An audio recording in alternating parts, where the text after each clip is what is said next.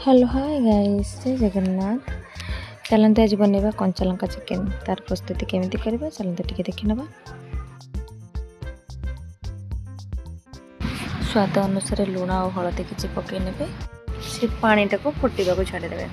तापर फुटी गला परे ताको चिकेन को भी पकईदेवे। और चिकेन को पकई सारा पर टिके कंचा सोरिष तेल पकईदेवा।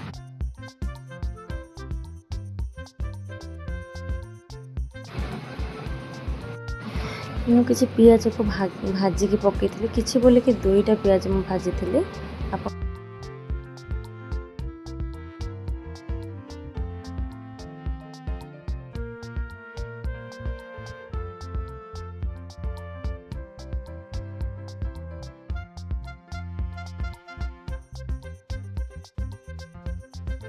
अधिक समय चिकेन झोल को डांगेबे ना झोलटा बहलिया हेनी। अधिक झोल भी रखिए कहीं झोल तार टेस्ट आसबनी। झोल बहुत कम रखिए तो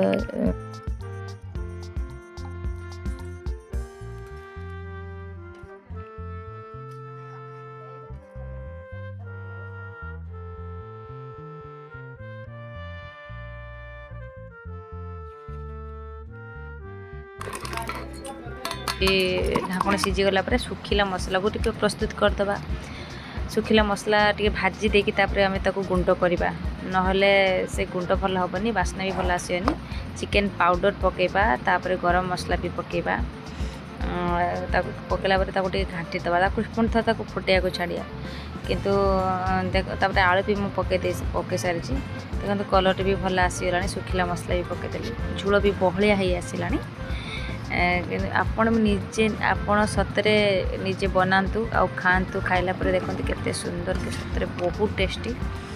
देह पाई भी बहुत भल ये कहीं विदाउट मसला रे चिकेन बनाई।